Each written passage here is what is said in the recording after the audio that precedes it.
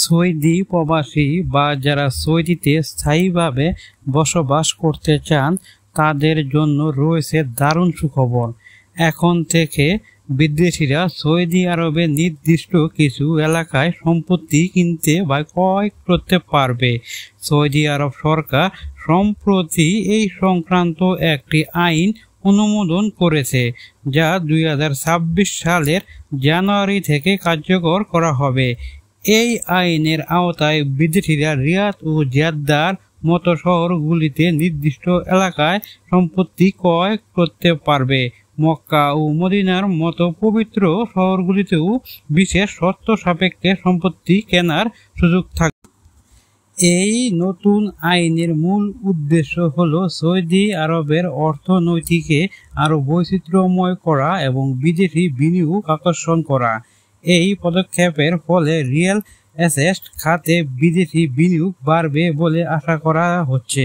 এই আইনের অধীনে বিদেশিরা যে সকল সুবিধা পাবে, নির্দিষ্ট এলাকায় সম্পত্তি কেনার সুযোগ থাকবে রিয়াদ ও জেদ্দার মতো শহরগুলোতে, এবং কিছু নির্ধারিত এলাকায় বিদেশিরা এখন থেকে সম্পত্তি, বাড়ি, গাড়ি, ফ্ল্যাট কিনতে পারবে। বিশেষ শর্ত সাপেক্ষে মক্কা ও মদিনার মতো পবিত্র শহরগুলোতে সম্পত্তি কেনার সুযোগ থাকবে।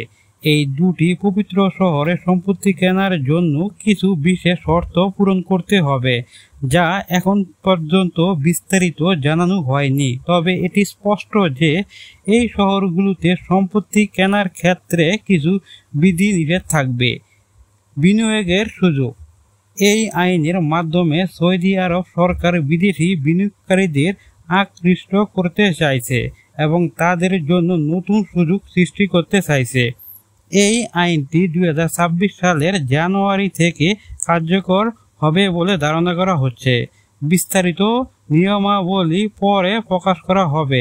যারা এই সুবিধা গ্রহণ করতে আগ্রহী তাদের জন্য এই নিয়মাবলী অনুসরণ করা বাধ্যতামূলক। Saudi riyal estate general authority এই বিষয়ের বিস্তারিত তথ্য প্রদান করবে।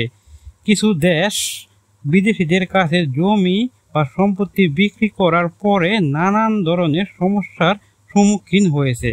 উদাহরণ হিসাবে ফিলিস্তিনিকে দেখতে পাই। সৌদি আরব সরকার কি এখন সেই একই ভুল করছে? আপনি কি মনে করেন? কমেন্টে জানান।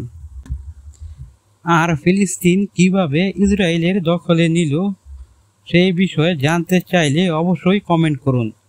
আমাদের চ্যানেলটি যদি আপনাদের কাছে ভালো লেগে থাকে তাহলে চ্যানেলটিকে অবশ্যই সাবস্ক্রাইব করে দিবেন, লাইক করবেন এবং বেশি বেশি করে শেয়ার করবেন।